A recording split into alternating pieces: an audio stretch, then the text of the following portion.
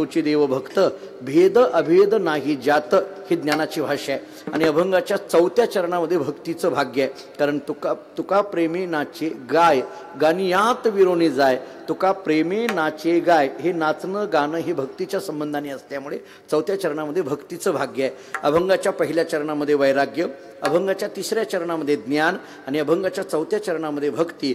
हे वैराग्य, ज्ञान आणि भक्ती हे तीनही भाग्य प्राप्त होण्याला कारण काय, तर अभंगाचं द्रुपद आहे संत कृपेचे हे दीप। विठाला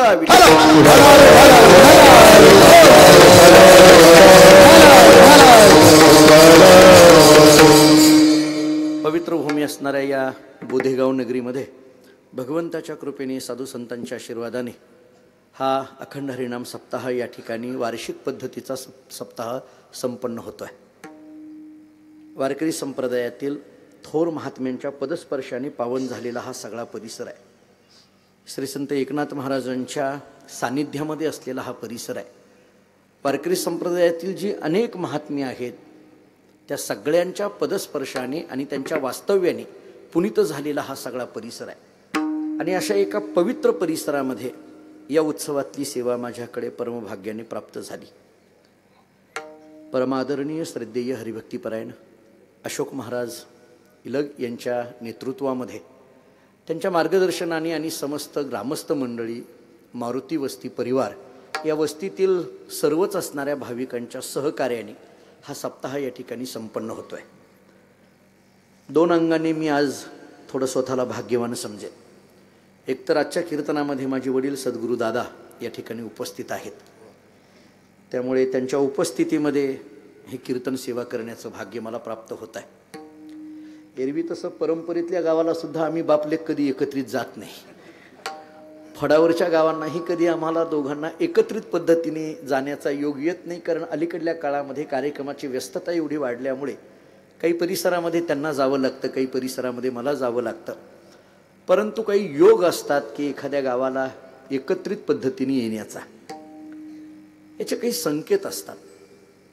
आपल्याला माहीत असेल नसेल, परंतु आदरणीय श्री अशोक महाराजांना याचा सगळा परिचय आहे। या बोधेगाव या गावाशी आणि माझ्या सद्गुरू बोधले महाराज परंपरेचा एक ऋणानुबंध आहे। म्हणून म्हटलं आपल्याला एखाद्या वेळेस माहीत असेल नसेल, परंतु या गावाचा आणि मी ज्या परंपरेत जन्माला आलो, संत मानकोजी महाराज बोधले, भक्तिविजयामध्ये तुम्ही त्यांचं नाव ऐकून असाल किंवा काही अध्याय त्यांचे वाचलेले असतील।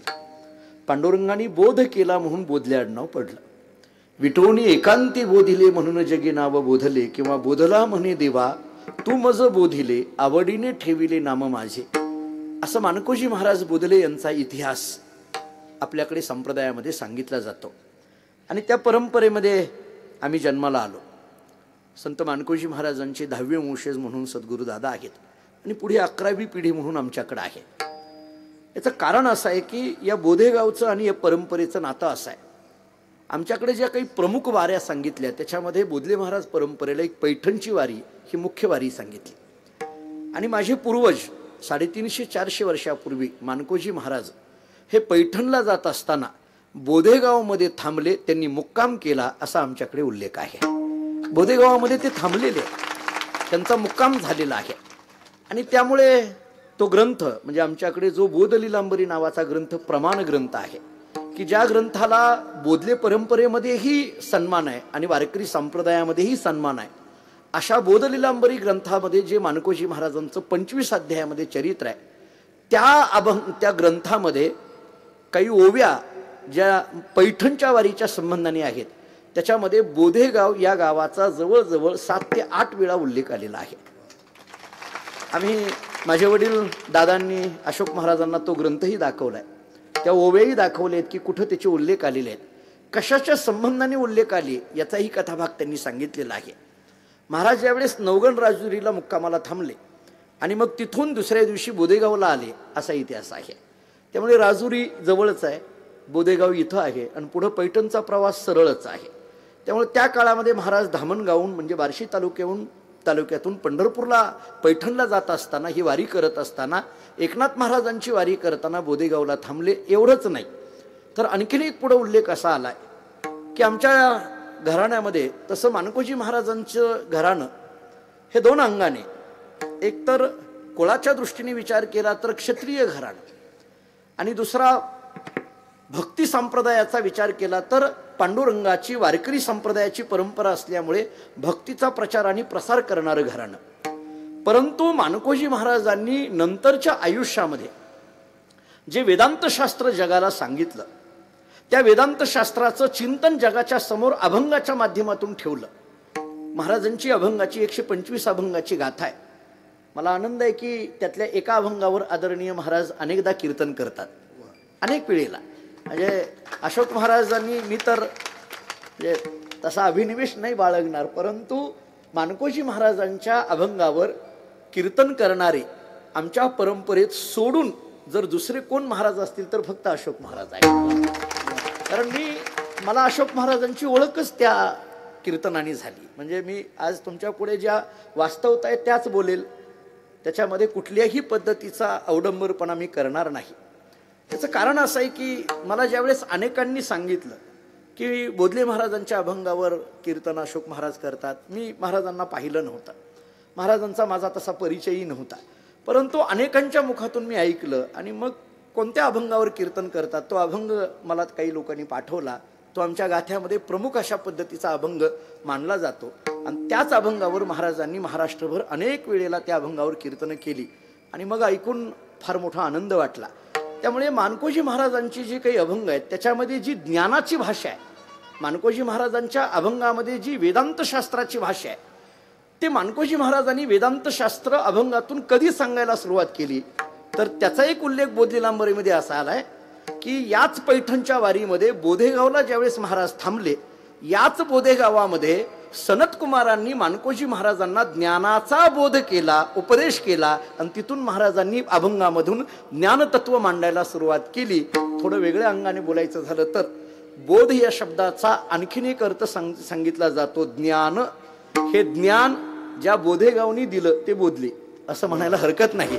कुठंतरी आम्हाला आमचा संबंध आहे.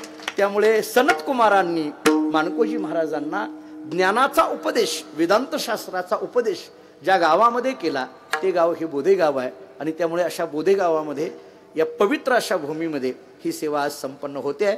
त्यामुळे प्रथमतः मी तर थोडंसं अगदी स्पष्ट पद्धतीने घरातली गोष्ट सांगेन. आदरणीय माझे जिवलग सोमनाथ महाराज करळी इथं आहेत. माझे वडील, मी ज्यावेळेस पैठणहून आम्ही ते पुढे संभाजीनगरला जायचे होते, छत्रपती संभाजीनगरला त्यांचा काही कार्यक्रम होता, परंतु त्यांनी मला सांगितलं की तू बोधेगावला चाललाय ना, मी आवर्जून येतो. मी म्हटलं माझं कीर्तन ऐकायला एरवी तशी इतके ती उत्सुक नसतात कधी, हे मला माहीत आहे, कारण त्यांनीच सांगितलेलं मी सांगणार आहे. एरवी माझं कीर्तन ऐकायला ते उत्सुक नसतात. मी म्हटलं तुम्ही माझं कीर्तन काय ऐकणार, पण नेहमी महिनावारीला पंढरपुरात आहेच की. ते म्हटले तुझं कीर्तन काय ऐकायचंय, तुझं कीर्तन काय ऐकायचंय, तुझं कीर्तन ऐकायला येणार नाही. मग ज्या मानकोजी महाराजांनी आपल्या पूर्वजांनी बोधेगावामध्ये मुक्काम केला त्या बोधेगावच्या मातीला नमस्कार करण्याकरता आज आम्ही आलोय, त्याच्याही पुढे सांगतो. त्यामुळे ही बोधेगावची माती अत्यंत पवित्र अशा पद्धतीची ही माती आहे. या भूमीतून मानकोजी महाराज गेलेले आहेत अशी श्रद्धा आमच्या अंतःकरणामध्ये, आम्हा सर्व परिवाराच्या अंतःकरणामध्ये आहे. त्यामुळे आपल्यासह या भूमीला, आरंभाला मी नमस्कार करतो आणि आपल्याच कृपेने या अभंगाचं चिंतन करतो. विठ्ठला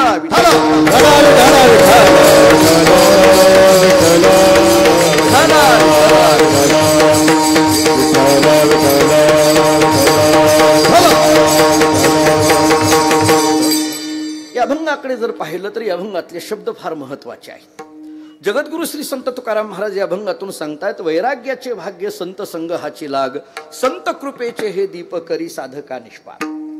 जगद्गुरु श्री संत तुकाराम महाराजांच्या प्रत्येक अभंगाच्या पाठीमागं त्यांच्या चरित्राच्या दृष्टीने एक भूमिका आहे.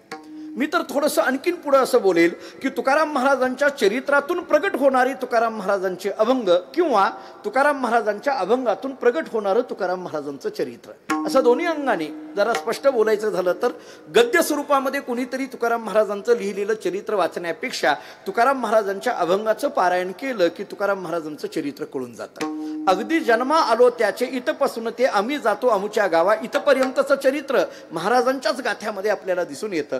या अभंगामध्ये सुद्धा एक महाराजांची विशिष्ट अशा पद्धतीची चरित्राची भूमिका आहे. या अभंगाकडे जर पाहिलं तर या अभंग निर्मितीच्या पूर्वीचं तुकाराम महाराजांचं आयुष्य कसं असेल याचा थोडासा विचार करा. कारण या अभंगातल्या एका महत्वाच्या सिद्धांताला मला आपल्याला घेऊन जायचं आहे. संत कृपेचे हे दीप. हे संतांची कृपा तुकाराम महाराजांच्या जीवनामध्ये झाल्यानंतर काय घडलं याचा एक जणू काही वस्तुपाठ तुकाराम महाराज या अभंगातून ठेवतात. थोडं आपल्याला कळेल अशा भाषेत बोलायचं झालं तर संत कृपा होण्याच्या अगोदरचं जीवन वेगळं असतं आणि संत कृपा झाल्यानंतरचं जीवन वेगळं असतं. माझं बोलणं नीट ऐका. सत्कृपा होण्याच्या अगोदरचे आपण वेगळे आहोत आणि संत कृपा झाल्यानंतरचे आपण वेगळे आहोत. हे नाही कळालं तर आणखीन सोप्या भाषेत सांगतो. सद्गुरूंची भेट होण्याच्या अगोदरचे आपण वेगळे आणि सद्गुरूंची भेट झाल्यानंतरचे आपण वेगळे. फरक आहे की नाही? सद्गुरू भेट होण्याच्या पूर्वी वेगळं आणि सद्गुरू भेट झाल्यानंतर वेगळं. संत कृपा होण्याच्या पूर्वी एक आणि संत कृपा झाल्यानंतर एक. भगवत भेट होण्याच्या पूर्वी वेगळं आणि भगवत भेट झाल्यानंतर वेगळं. एवढ्यावरही सगळा नाही विषय कळाला तर एका वाक्यात सांगतो. माळ घालण्याच्या अगोदरचे आपण, पुढलं बोलायची गरज नाही, आणि माळ घातल्यानंतरचे आपण, याच्यात फरक आहे. याही पेक्षा आणखीन थोडं पुढे बोलू. लग्न होण्याच्या अगोदरचे आपण, आता पुढे बोलायची गरजच नाही. बऱ्याचदा काही काही गावामध्ये परिचयाचे आम्ही जातो. ते गावातली काही मंडळी असतात, काही एखादी मावशी असते आणि ते आम्हाला म्हणते, महाराज आमच्या मुलाच्या लग्नाला या. आम्ही म्हणतो नाही हो, फार व्यस्तता आहे, कार्यक्रम आहेत. नाही नाही, आमच्या पोराच्या लग्नाला आलं पाहिजे. ती बाई बोलता बोलता असं म्हणते, आमच्या गावातल्या सप्ताहातल्या कीर्तनाला नाही आलं तरी चालेल, पण पोराच्या लग्नाला या. आता एवढा आग्रह झाला, आम्ही जातो, तिच्या मुलाच्या डोक्यावर अक्षत टाकतो, सगळं झालं. 2 वर्षानंतर पुन्हा मी त्याच गावी गेलो, त्याच मावशीकडे गेलो आणि त्याच मावशीला विचारलं, काय बाई मावशी बरं आहे का? 2 वर्षापूर्वी तुमच्या मुलाच्या लग्नाला आम्ही आलो होतो, आता 2 वर्ष संपून गेली, काय म्हणतोय मुलगा, कसा चाललाय संसार, सुनमुख पाहिलं ना, कसं वाटतंय आता? त्या मावशीने एकच वाक्य मला सांगितलं, महाराज हा पहिल्यासारखा राहिला नाही. उदाहरण संपलं.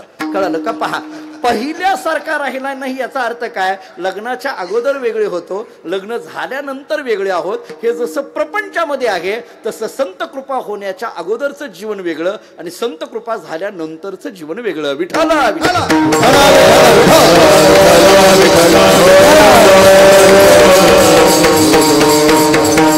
जगद्गुरु श्री संत तुकाराम महाराजांच्या चरित्राच्या दृष्टीने इकडे पहा. या अभंगामध्ये तुकाराम महाराज संत कृपा झाल्यानंतरची काय अवस्था आहे त्या अवस्थेचा जणू काही विचार किंवा वस्तुपाठ या अभंगातून ठेवतायत. तुकाराम महाराज एका प्रसन्न चित्ताने या प्रवासामध्ये चालू लागलेले आहेत. अगदी प्रसन्न आहेत, आनंदी आहेत, समाधानी आहेत. जरा वेदांताच्या भाषेत बोलायचं झालं तर द्वंद्व रहित असं जीवन तुकाराम महाराजांचं आहे. द्वैत रहित असं जीवन तुकाराम महाराजांचं आहे. हे द्वैत किंवा द्वंद्व हे जे शब्द वापरले वेदांताच्या दृष्टीने याला फार महत्व आहे. महाराज सांगतात की आता माझ्याकडे कोणतंही द्वंद्व राहिलेलं नाहीये, काहीही द्वैत राहिलेलं नाहीये. याचा अर्थ काय करायचा? अद्वैताची अवस्था प्राप्त झाली की कोणत्याही द्वंद्वाचा विचार साधू संतांच्या चरित्रामध्ये आपल्याला करता येत नाही. मी आपल्या ऐकण्यातली प्रमाण देऊन पुढे जातो. तुकाराम महाराजांचे शब्द असे आहेत, कळो नये सुख दुःख तहान हरपली भूक. हे कधी घडलं? देहभाव हरपला तुझं पाहता विठ्ठला. या प्रमाणाकडे जर पाहिलं तर तुझं पाहता विठ्ठला 1, देहभाव हरपला 2, कळो नये सुख दुःख तहान हरपली 3. म्हणजे पहिल्यांदा घडलं तुझं पाहता विठ्ठला, नंतर परिणाम देहभाव हरपला, नंतर परिणाम कळो नये सुख दुःख. हे कळो नये सुख दुःख म्हणत असताना आता दुःखही राहिलं नाही आणि आता सुखही राहिलं नाही असे शब्द आहेत. म्हणून मी म्हटलं द्वंद्वाच्या पलीकडे पोहोचणं. सुख आणि दुःख याचा विचार करणं याला द्वंद्व म्हणा. जरा पुढे आणखीन बोलतो. दुःख म्हटलं की सुखाचा विचार आहे आणि सुख म्हटलं की दुःखाचा विचार आहे. जरा आणखीन साध्या भाषेत बोलायचं झालं तर दुःखाशिवाय सुखाला महत्वच नाही. पटतंय का? पहा, दुःखाशिवाय सुखाला महत्वच नाही. जाऊ द्या, उदाहरण देतो. अहो मला सांगा, मी श्रीमंत या म्हणण्याला महत्व कधी येईल? गरीब असेल तर. श्रीमंत म्हणण्याला महत्व कधी? गरीब असेल तर. दिवस म्हणण्याला महत्व कधी? रात्र असेल तर. सुख म्हणण्याला महत्व कधी? दुःख असेल तर. जाऊ द्या, खरं बोलण्याला महत्व कधी? हा, म्हणून नाहीतर आपली इच्छा नसते, म्हणजे आपण खोटं बोलावे अशी इच्छा नसते, पण खऱ्याला काय किंमत राहणार आहे? खरं म्हटलं की खोटं आहे, सुख म्हटलं की दुःख आहे, गरीब म्हटलं की श्रीमंत आहे. या सगळ्या द्वंद्वांचा विचार केला तर तुकाराम महाराज सांगतात आता द्वंद्वही दुःखही राहिलं नाही आणि सुखही राहिलं नाही. या सुख दुःखाच्या पलीकडे पोहोचणं हे कधी घडेल? सुख दुःखाच्या पलीकडे पोहोचल्यानंतरची अवस्था तरी नेमकी काय असते? मी नाद भागवतातली एक ओवी सांगून पुढे जातो. एकनाथ महाराजांनी भागवतामध्ये जे काही संत शब्दाची वर्णनं केलेली आहेत, मी भागवतातला शुकाचार्यांच्या मुखातला श्लोक सांगतो आणि त्याच्यावरचं नाथांचं वाङ्मय थोडं सांगून पुढे जातो. शुकाचार्यांनी श्लोक असा सांगितलाय, संतोनपेक्षा मच्चित्ता प्रशांता समदर्शनः निर्ममो निरअहंकारः निर्द्वंद्व निष्परिग्रहः. अशा 8 लक्षणांचा विचार भागवताने आम्हाला सांगितला. एक एक फक्त शब्द उच्चार करून जातो. निरपेक्षता, मच्चित्तता, प्रशांतता, समदर्शनता, निर्ममता, निरअहंकारता, निर्द्वंद्वता आणि निष्परिग्रहता या 8 लक्षणांचा विचार करा. विस्तार फार मोठा आहे पण आपल्याला थोडा थोडा पाहत पुढे जायचं आहे. निरपेक्षता पहिलाच मुद्दा सांगत असताना भागवताने आम्हाला सांगितला निरपेक्षता. हे निरपेक्ष शब्दाचा तरी अर्थ काय? एकनाथ महाराजांनी भागवतामध्ये केलेलं भाष्य पहा. नाथ महाराज असं सांगतात, प्राप्त लाभावस्था बाधू न शक्य साधूंच्या चित्ता चित्त घातले भगवंता या नाव निरपेक्षता. नाथ महाराजांचं वाङ्मय किती स्पष्ट पद्धतीने आपल्याला वाचलं की कळून जातं. प्राप्त लाभावस्था बाधू न शक्य साधूंच्या चित्ता. मी याचा अर्थ सांगतो. प्राप्त आणि अप्राप्त याची कोणतीही अवस्था ज्यांच्या चित्ताला स्पर्श करत नाही त्याला म्हणा निरपेक्षता. मी आणखीन एकदा सांगतो, प्राप्त आणि अप्राप्तीच्या पलीकडे जे पोहोचले त्यांना संत म्हणा. प्राप्त झालं की सुख असतं आणि अप्राप्त झालं की दुःख असतं. वस्तू मिळाली की माणसाला सुख आहे आणि वस्तू मिळाली नाही की माणसाला दुःख आहे. माणसाच्या जीवनामध्ये याच 2 घटना दिवसभर चालू असतात. एखाद्या वेळेस मिळतं माणूस सुखी असतो, एखाद्या वेळेस मिळत नाही माणूस दुःखी असतो. नंतर मिळतं सुख असतं, नंतर मिळत नाही दुःख असतं. कधी कधी माणूस सुखी दिसतो, ओळखायचं याला पाहिजे ते मिळालंय. कधी कधी माणूस दुःखी असतो, ओळखायचं याला पाहिजे ते मिळालं नाही. म्हणजे सुख दुःखाची संकल्पना हे प्राप्त आणि अप्राप्तीवर अवलंबून आहे. महाराज सांगतात, आता प्राप्त आणि अप्राप्तीच्या पलीकडे जे पोहोचले ते संत आहेत. मिळालं तरी सुख नाही आणि न मिळालं तरी दुःख नाही अशी अवस्था आली. मिळालं तरी सुख नाही. मी आपल्या ऐकण्यातली काही वाक्य सांगून जातो किंवा काही प्रमाण देऊन पुढे जातो. ज्ञानोबारांची ओवी, ही ओवी एका बाजूला ठेवा. एकनाथ महाराजांची भागवतातली ही ओवी एका बाजूला ठेवा आणि तुकाराम महाराजांचं कळो नये सुख दुःख हे प्रमाण एका बाजूला घ्या आणि तिसऱ्या बाजूला ज्ञानेश्वरीतली एक सगळ्यांच्या ऐकण्यातली पाठातली ओवी सांगून पुढे जातो. ज्ञानोबाराय आम्हाला सांगतात, सुखी संतोषा न यावे, दुःखी विषादा न भजावे, लाभालाभ न धरावे मना माझी. आहे की नाही पहा. सुखी संतोषा न यावे मना माझी, दुःखी विषादा न भजावे मना माझी, लाभालाभ न धरावे मना माझी. हा मन शब्द तिन्हीकडे लावून घ्या. लाभालाभ न धरावे, एखादी गोष्ट मिळाली आणि एखादी गोष्ट मिळाली नाही तरी सुद्धा मनावर ज्याच्या काहीही परिणाम होत नाही याला निरपेक्षता म्हटलं जातं. जरा ज्ञानेश्वरीच्या भाषेतून बोलायचं झालं तर यालाच स्थितप्रज्ञ म्हटलं जातं आणि यालाच तुकोबरांचे शब्द आहेत, कळो नये सुख दुःख. म्हणजे सुख आणि दुःखाच्या पलीकडे पोहोचणं. तुकाराम महाराजांना कुणी जगद्गुरु म्हटलं म्हणून तुकाराम महाराजांना कौतुक नाही आणि तुकाराम महाराजांना कुणी वेडं म्हटलं म्हणून तुकाराम महाराजांना त्याचा राग नाही. या निंदा आणि स्तुतीच्या पलीकडे जे पोहोचले ते संत आहेत. याला निरपेक्षता म्हणा. कधी कधी प्रश्न असा पडतो की